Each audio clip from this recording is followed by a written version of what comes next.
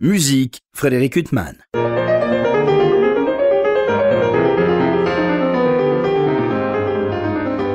Bonjour Frédéric Huttman au micro, j'ai le plaisir de vous retrouver pour un nouvel entretien. Aujourd'hui j'ai l'immense plaisir de recevoir Noémie Lenhoff. Bonjour. Bonjour. Alors avant cet entretien, je vous posais la question, est-ce qu'on dit violiste, gambiste? Vous m'avez dit que pour vous les deux pouvaient se dire. Oui, c'est ça. C'est vrai que, comme je vous disais, historiquement, le terme violiste convient mieux.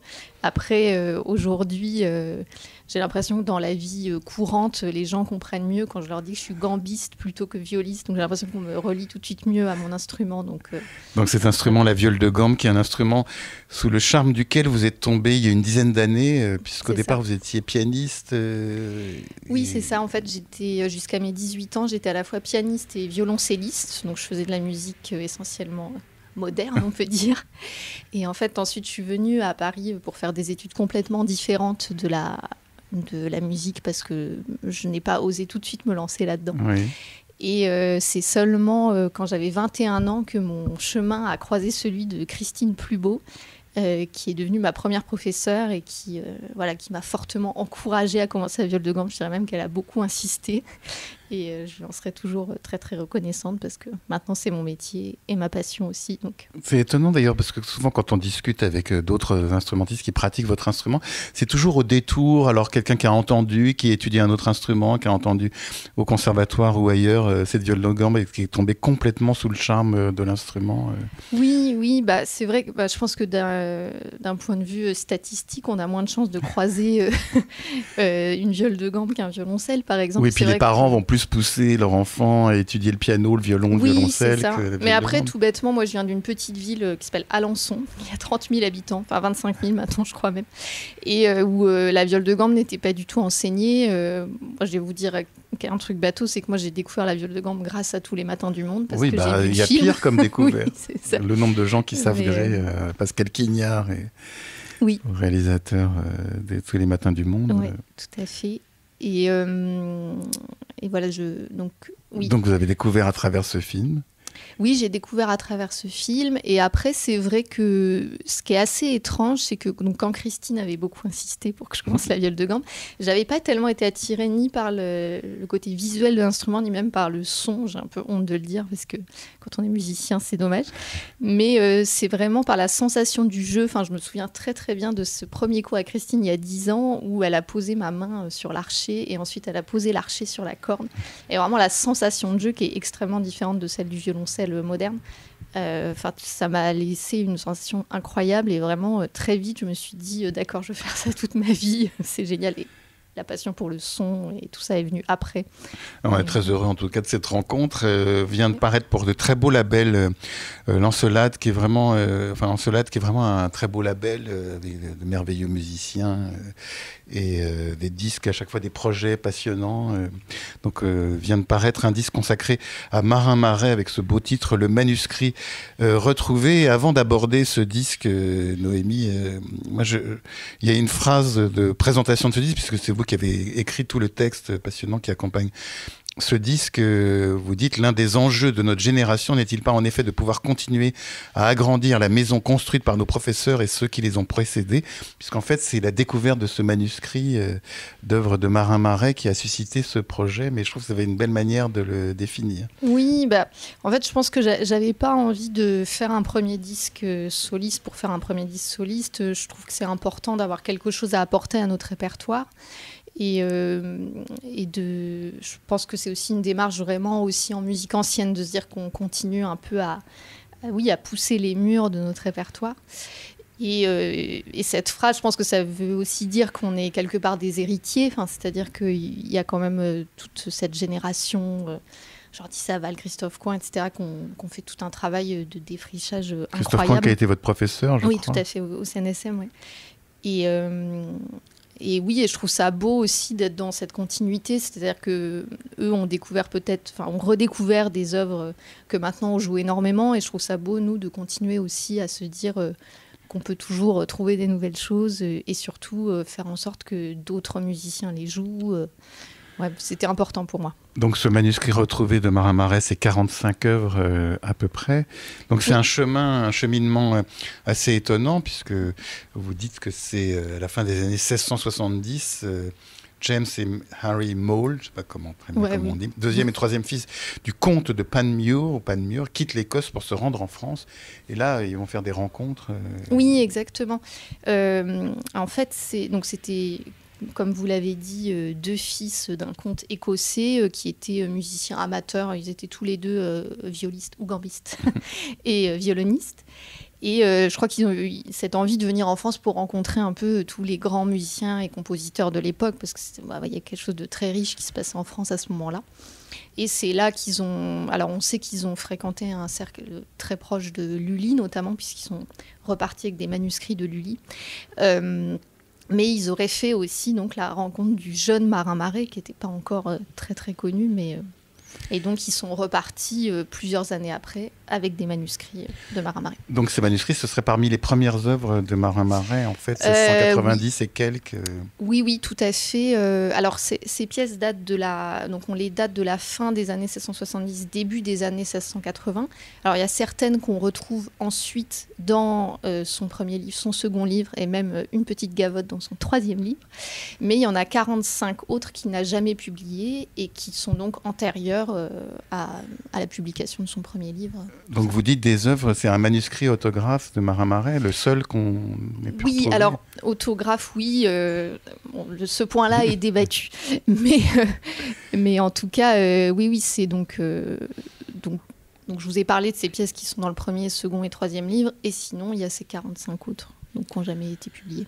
Ce que je trouve extraordinaire dans votre travail, je ne parle pas seulement du travail musical, parce que ce disque il est complètement envoûtant, on va en parler, mais c'est votre idée de découvrir des œuvres comme ça, une sorte de chasse au trésor, et de tomber sur des pépites. Mais vous les avez trouvés où, ces manuscrits? Vous êtes allé en Écosse? Il faut que quand même que je raconte un peu rapidement mais vous êtes là pour l'histoire ça. de ce manuscrit. Prenez votre temps. Je veux quand même rendre à César ce qui est à César, c'est que c'est pas nous qui sommes allés dans une bibliothèque et qui avons dit « Ah tiens, mais ça n'a jamais été joué, c'est incroyable ». En fait, ce manuscrit est dans le domaine public, donc conservé à la Bibliothèque nationale d'Édimbourg. Et il était déjà connu en fait, d'autres gambistes. Jonathan Dunford, notamment, il y a une vingtaine d'années, l'avait déjà enregistré.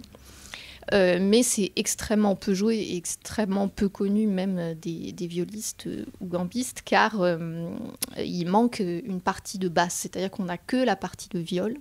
Et donc du coup, c'est vrai qu'en la jouant toute seule, on sent quand même, là encore ce point est débattu, mais moi je trouve qu'on sent quand même qu'il manque quelque chose, et c'était toute notre envie en fait de leur redonner des nouvelles couleurs, quelque part qu'elles deviennent un peu en 3 dimensions, quoi. Alors, ce que vous dites dans le texte aussi, c'est qu'il comporte... Alors ça, je ne m'y attendais pas, je n'ai pas bien sûr votre connaissance. Ces manuscrits comportent de nombreuses indications de phrasés, de doigtés, de coups d'archet et d'ornements. Oui. On ne pense pas à ça, forcément, quand on pense à cette époque et à ces manuscrits. On pense qu'il n'y a pas tant d'indications.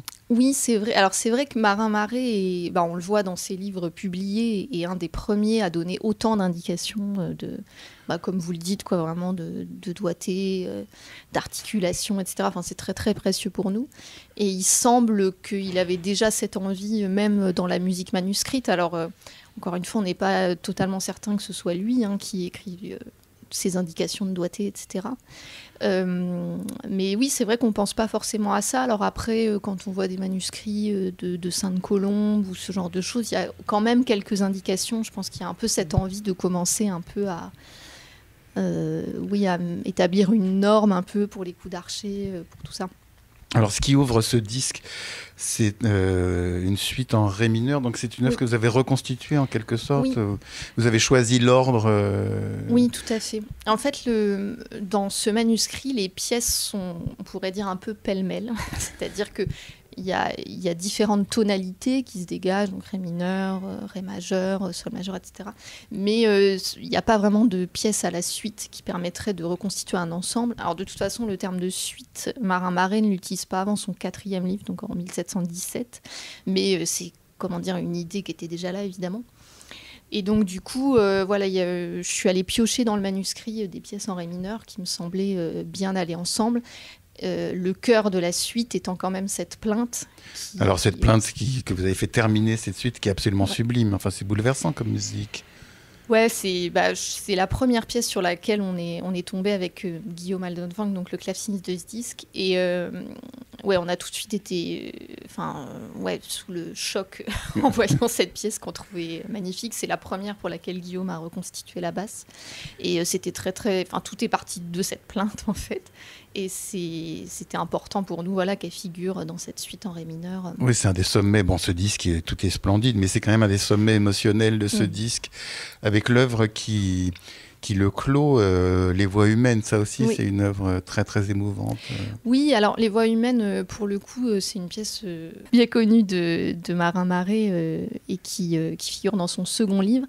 Après, moi, j'avais très envie de terminer mon disque par cette pièce. Parce que c'est une des premières pièces de Marin Marais qu'on pourrait dire pièce de caractère, qui en tout cas comporte un titre, qui ne soit pas un titre de danse, etc. Et pour moi, c'est un peu une manière d'ouvrir vers le reste de la carrière de Marin Marais, où les pièces de caractère vont se multiplier. On le voit notamment dans la suite d'un goût étranger du 4e livre. Mais comme ça fait partie du second livre, cette pièce, ça reste quand même... ça fait encore partie de la jeunesse de Marin Marais, je trouve. Donc voilà. Et alors, par exemple, quand vous jouez cette œuvre, cette plainte ou ces voix humaines avec des tempos lents, les tempi s'imposent rapidement ou vous cherchez beaucoup? Alors, je crois que pour ces deux pièces, il y a une indication de tempo de la part de Marais. La plainte, je crois que c'est marqué fort lentement.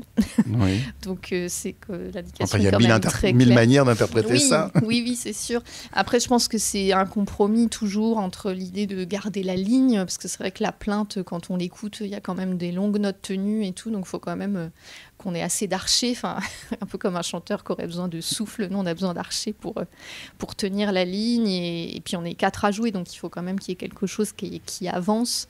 Je pense que Les Voix humaines, c'est différent, parce qu'on a choisi de le jouer à 2 viols de gambe seulement, donc sans clavecin ni théorbe. Et donc du coup, je pense qu'il y avait plus... Avec Alice Trosselier. Avec Alice Trosselier, exactement. Et je pense qu'on avait vraiment cette envie que ce soit quelque chose de complètement planant et tout ça.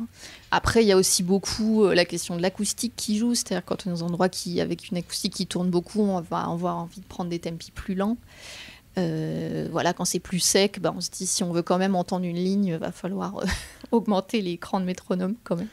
Vous parlez d'acoustique, d'ailleurs, j'allais vous parler de cet enregistrement qui est très beau, il y a beaucoup de douceur, je trouve, dans cet enregistrement. Je ne sais pas comment le son a été obtenu. Oui, alors il a été obtenu par notre ingé son, qui est une ingé son extraordinaire, moi je trouve, Mathilde Génas, avec laquelle j'ai adoré travailler.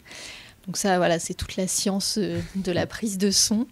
Et sinon, donc ça a été enregistré à l'auditorium d'Alençon, et Alençon est ma ville d'origine. Donc, que vous remerciez du reste. Oui, pour moi c'était très symbolique aussi d'enregistrer là-bas, c'est une sorte, la boucle est bouclée quelque part, et puis confortable aussi de pouvoir être logé chez les parents, etc.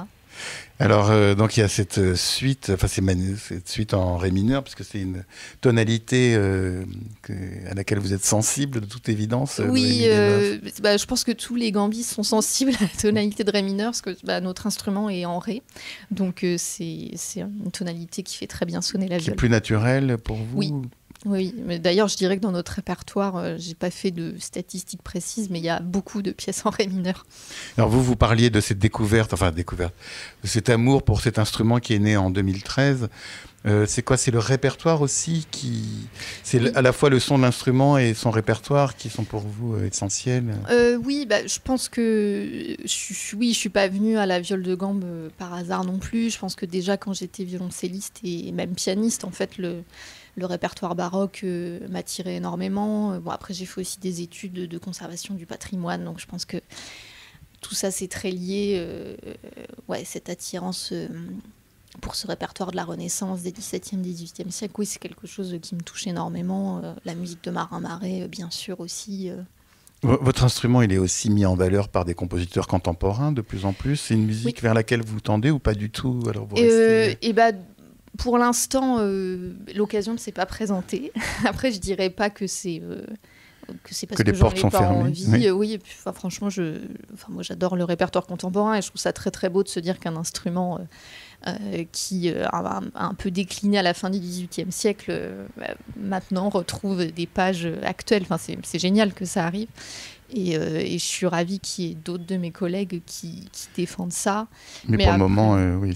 Non, après au conservatoire, évidemment, j'ai été amenée à en jouer. Je trouve qu'il y a une liberté finalement dans le répertoire contemporain quand on le joue. Enfin, ça peut paraître un peu étrange, mais je pense que pour la musique des 17e, 18e, on s'applique beaucoup de normes aussi pour essayer de retrouver comment ça pouvait être joué à l'époque, etc., etc.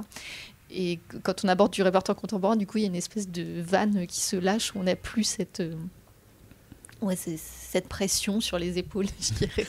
Oui, cette pression sur les épaules. En même temps, les musiciens qui jouent de la musique baroque ou sur instruments d'époque, j'ai l'impression qu'ils ont plus de liberté par rapport au texte que des musiciens qui jouent du piano ou du violon ou du violoncelle avec des partitions très écrites et de manière beaucoup plus précise. Vous avez quand même si vous essayez de retrouver un esprit, l'esprit et la lettre, vous avez quand même parfois plus de liberté que vos confrères qui jouent exclusivement de la musique classique et romantique.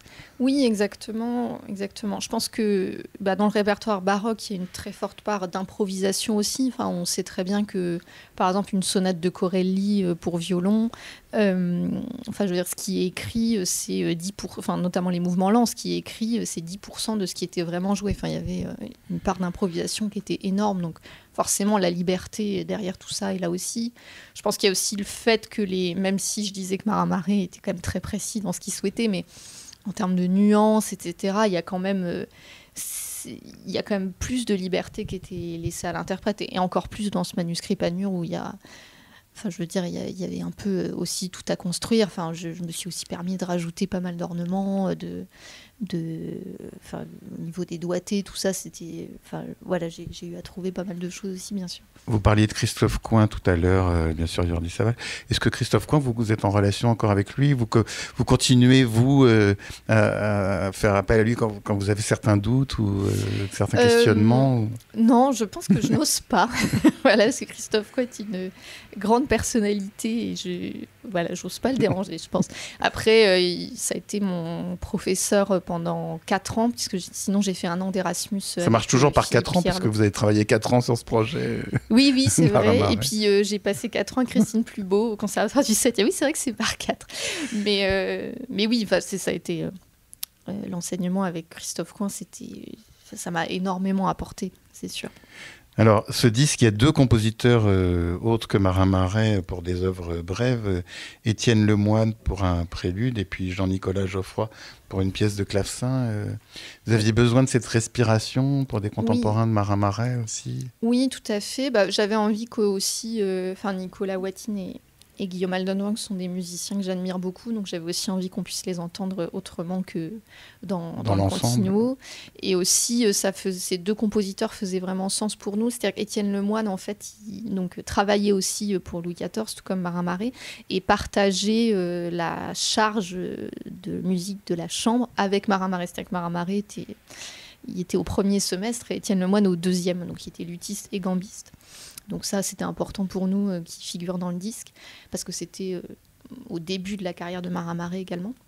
Et Jean-Nicolas Geoffroy, en fait, c'est un compositeur pléthorique qui a énormément écrit. C'est ce que j'apprends dans le texte qui accompagne ce disque, c'est que c'est lui qui a le plus composé pour le clavecin en son temps. Il y a des très très belles pages et il se trouve qu'il y a aussi quelques pages pour consort de viol et clavecin, donc qui était sans doute en contact avec des violistes français, et on peut supposer Maramaré, donc voilà. Noémie Lenhoff, parmi toute votre actualité de concert, il va y avoir un concert qui va être donné le 11 mars prochain dans cette salle qui est le Temple de l'âme dans le 11e arrondissement, Temple du foyer de l'âme dans le 11e arrondissement de Paris. Donc concert de sortie du disque avec un programme proche du disque. Oui, je pense que ce sera plus ou moins le programme du disque. Voilà. Et on est très heureux de pouvoir jouer ce programme en public à Paris, avec, on l'espère, le plus d'amis, de collègues et de curieux et d'amateurs.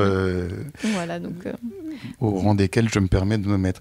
Et donc, il y a d'autres, et aussi, vous allez participer à d'autres ensembles, il y a beaucoup de concerts aussi, oui. puisque vous collaborez à d'autres, bien sûr, bien des ensembles. Oui, c'est ça qui est beau, je pense, avec notre instrument, c'est qu'on peut à la fois jouer des pages solistes, mais heureusement aussi vous retrouvez du consort de viol. Le rôle que joue Alice dans ce disque, c'est-à-dire la basse continue, moi je le joue beaucoup en ensemble aussi, et c'est un rôle que j'aime énormément. On est aussi beaucoup amené à jouer ce qu'on appelle les parties intermédiaires, la taille, la quinte, etc. Alors, avec un titre, le 28 avril 2024, par exemple, j'ai vu un concert Amour, gloire et beauté avec Mathias Vidal et l'ensemble Stradivaria. Ça a suscité ma curiosité. Oui, alors je ne peux pas vous en dire beaucoup plus maintenant parce que c'est la première fois que je joue avec l'ensemble Stradivaria et je n'ai jamais joué ce programme. Donc, comme ce n'est que le 28 avril. Et puis, il y a aussi l'intégrale des concertos brandebourgeois aussi avec les musiciens de Saint-Julien. Oui, tout à fait. Donc là où je vais être à la fois au violoncelle et à la viole de gambe. Oui, parce que Bach ne vous a pas livré d'œuvres solistes pour votre instrument. Non, hélas. On a des très très belles pages dans les cantates, au sein des cantates, les passions, bien sûr. Mais oui, il y a des passages sublimes dans les passions avec la viole de gambe. Oui, et je pense d'autant plus sublime qu'on a que ce passage-là. Donc ça fait vraiment... Mais vous qui êtes violoncelliste, ce sont des œuvres que vous avez bien sûr pratiquées. Les passions ? Oui. Non, les suites de Bach pour violoncelle. Oui, bien sûr.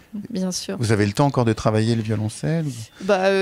Autant que possible. C'est vrai que une vie de musicien, c'est aussi beaucoup des périodes, quoi. C'est-à-dire, là, évidemment, quand je me suis beaucoup consacrée à ce disque, j'ai beaucoup travaillé la viole de gambe, mais le violoncelle, j'adore aussi en jouer. Et quand vous arrivez à conjuguer les deux, enfin, bien sûr, vous êtes plus maintenant oui, je dirais que maintenant, je suis essentiellement gambiste. Maintenant, il faut quand même le dire, mais je suis ravie qu'il y ait des opportunités comme celle-ci d'allier les deux instruments, même si c'est toujours un défi de passer de l'un à l'autre et surtout de transporter les deux dans les transports. Oui, c'est ça. Ça n'a rien à voir, les deux, quand vous jouez. Parce que pour nous qui sommes des béotiens... Qu'est-ce sont les... Oui, c'est deux familles d'instruments différentes. Alors certes, les deux instruments à cordes frottées, mais je pense que du point de vue de la main gauche de l'archer, en fait, ça n'a pas grand-chose à voir. Enfin, peut-être qu'en fait, la viole est finalement plus proche de la famille du luth et de la guitare, notamment pour la main gauche. Mais je pense que c'est quand même très important que l'un nourrisse l'autre. Enfin, je pense que je joue plus du violoncelle de la même manière depuis que je fais de la viole de gambe intensément, on va dire, et je pense que quand j'ai commencé la viole de gambe, le fait d'être violoncelliste m'a beaucoup aidé pour tout ce qui était démanché, etc. Enfin, je pense que l'un se nourrit de l'autre et il n'y a pas de hasard aussi. Alors, dans ce disque, le manuscrit retrouvé paru pour le label Encelade, il y a ces œuvres de Marin Marais, donc ce fameux manuscrit Panmure, puis il y a des œuvres qu'on connaît mieux comme Le tombeau pour Monsieur de Sainte-Colombe, mais dont on ne se lasse pas. Enfin, ça aussi, c'est un pur chef-d'œuvre. Oui, très très très belle pièce. Oui, alors moi aussi, là aussi pour moi c'était important de la jouer parce que c'est une pièce qui me touche déjà énormément. Que je pratique depuis pas mal de temps, et aussi parce que en fait, puisque c'est un disque consacré quand même à la jeunesse de Marin Marais, on sait que Sainte-Colombe a quand même... alors, les sources ne sont pas toutes d'accord, mais en tout cas, on sait que c'est quelqu'un qui a énormément compté pour Marin Marais, personnellement, mais aussi parce que Sainte-Colombe avait une place dans le paysage musical gambistique, on va dire, à cette époque qui était très forte. Donc, et puis même, je veux dire, quand on entend les pièces du manuscrit Panmure, quand on voit tout le premier livre de Marais, on sent qu'il y a une influence très très forte de Sainte-Colombe et même d'autres compositeurs contemporains pour la viole. Alors votre disque, je l'ai bien sûr beaucoup écouté en vue de cet entretien, écouté pour l'entretien et par pur plaisir. Il y a quelque chose quand même d'assez hypnotique, je trouve, dans cette musique, pour nous simples auditeurs. C'est-à-dire que dès le début, on écoute ce prélude que vous avez choisi pour ouvrir cette suite en ré mineur. Je sais pas, il y a quelque chose d'assez fascinant et on est comme ça complètement pris par un univers. Et voilà, c'est presque, on est captif.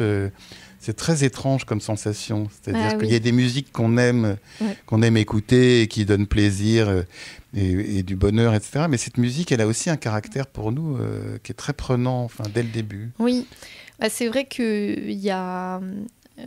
donc il y a cette plainte à la fin de la suite, et pour moi le prélude, donc qui est ou marée spécifique pour la viole et le théorbe, donc c'est pour ça qu'on le joue que tous les deux avec Nicolas.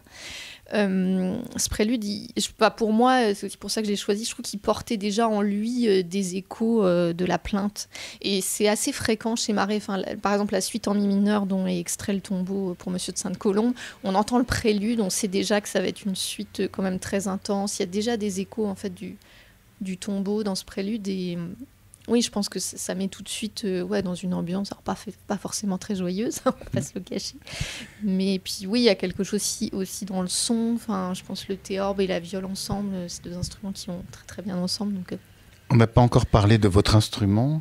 Oui. Donc, des viols de gambe d'origine, il en reste très peu, Noémie Oui, Desnoyers. des viols de gambe historiques, il en reste très peu. Mais c'est dû à quoi? C'est dû au fait que c'est un instrument qui a été mis de côté pendant un siècle, et puis on l'a détruit parce qu'on ne voyait plus l'utilité, ou je pense que oui, il y a eu de ça. Il y a aussi cette idée que le violoncelle, par exemple, les instruments du 18e, comme ils ont continué à être joués au 19e, au 20e, ils ont continué d'être entretenus quelque part, alors que la plupart des viols ont été un peu laissés au placard. Donc voilà, et puis donc c'est vrai qu'il en reste très peu. Bon, il y en a beaucoup qui ont été acquises justement par la génération dont on parlait. Je sais Christophe Coin a une viole historique, Philippe Pierlot avec lequel j'ai fait un an d'Erasmus quand j'étais au CNSM, il en a une aussi.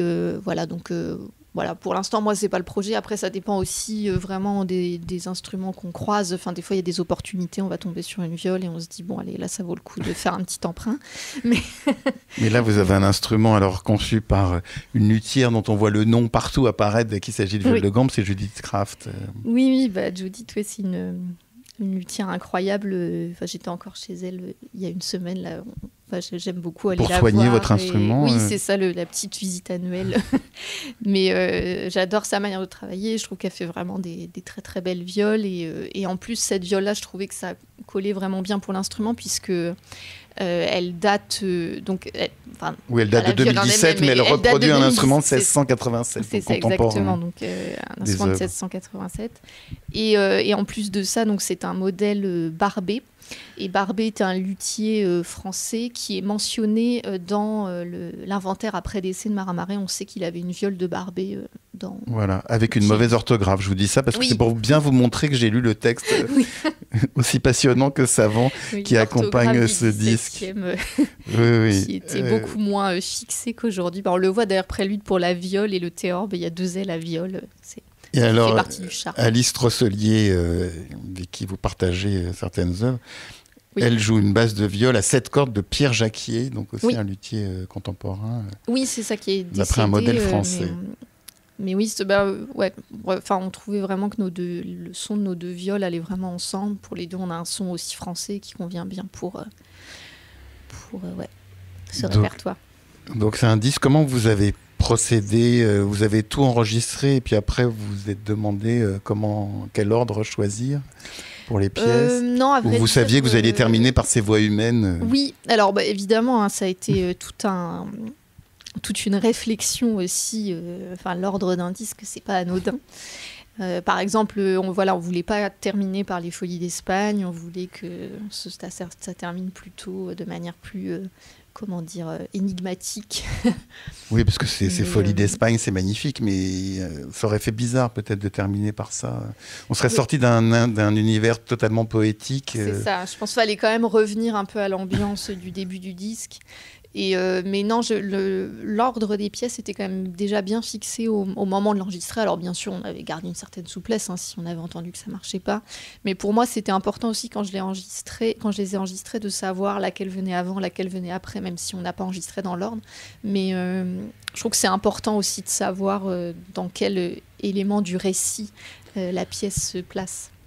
Et cette musique de Marin Marais, vous parliez du ré mineur, la tonalité de ré mineur qui va particulièrement bien à votre instrument, c'est formidablement bien écrit pour votre instrument, ou alors il y a des difficultés quand même, parce que quand on écoute certaines œuvres, qu'elles soient lentes, ou comme ces Folies d'Espagne, on a l'impression quand même d'une virtuosité. Oui, alors c'est vrai qu'il y a une virtuosité qui est présente dans ces pièces.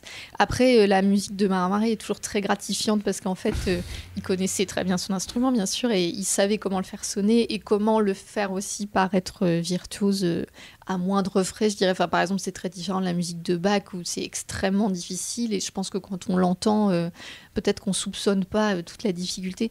Marais, au contraire, c'est très gratifiant et je pense que il a su aussi amener la viole à son épanouissement le plus complet. Donc oui, je pense qu'il y a quelque chose pour nous qui est très confortable. Quand on joue du Marais, on a l'impression d'être un peu dans des chaussons. Après, c'est votre liste, en fait. Oui, un peu. Un peu, mais même si c'est un autre type de virtuosité, bien sûr. Est-ce qu'il y a un compositeur pour la viole que vous pourriez mettre sur le même piédestal, Noémie Lenhoff c'est pas facile de détrôner Marin Marais. Je pense que même il y a certains gambistes qu'on a un peu marre de Marin Marais parce que, je veux dire, Marin Marais, c'est presque 600 pièces de viol publiées, donc je veux dire, on en entend parler tout le temps. Je ne sais pas. Après, c'est vrai que oui, par exemple, dans le répertoire allemand 18e, quelqu'un comme Abel, par exemple. Oui, alors Abel, c'est l'autre grand nom. Oui, c'est ça pour nous. Je pense que oui, il y a cette idée aussi qu'il connaissait très bien son instrument, qu'il savait comment le faire sonner. Il y a aussi quelque chose de très gratifiant chez Abel, je trouve. Beaucoup de pièces en ré mineur également et en ré majeur. Alors, on va terminer donc avec cet éditeur, ce label Encelade. Je trouve qu'il y a non seulement une grande poésie dans les enregistrements, mais aussi sur la manière dont les disques sont présentés, même la photo qui illustre ce disque. On voit votre visage avec aussi, que je me trompe pas dans le vocabulaire, comment on dit, le sommet de... Ah oui, la tête. Oui, pardon, excusez-moi, c'était tout simple et j'avais peur de m'égarer totalement. Je trouve que la photo est très belle, elle reflète bien toute la poésie du disque. On a l'impression que chaque projet dans ce label est pensé... Oui, tout à fait. Donc j'espère qu'il m'en voudra pas de le citer ici, mais je pense pas. C'est Stéphane Breyer, du coup, qui gère quasiment tout seul en fait ce label. Il le porte à bout de bras et d'une manière vraiment admirable. Et moi, ce que j'ai beaucoup apprécié dans le travail avec Stéphane, c'est aussi la liberté qu'il nous laisse. C'est-à-dire, par exemple, la photo de la pochette, c'est moi qui l'ai choisie. À aucun moment, il m'a dit mais non, tu peux pas faire ça. Disons que de A à Z, en fait, j'ai eu mon mot à dire et je pense que c'est important d'avoir cette liberté aussi dans ce qu'on propose. Et aussi, je crois que Stéphane a fait le choix de publier seulement 5 ou 6 enregistrements par an. Donc ça veut dire que du coup, il y accorde vraiment beaucoup de soins. Et également au niveau de la diffusion, je pense qu'il laisse le temps à chaque CD d'avoir son temps de vie avant que le suivant paraisse.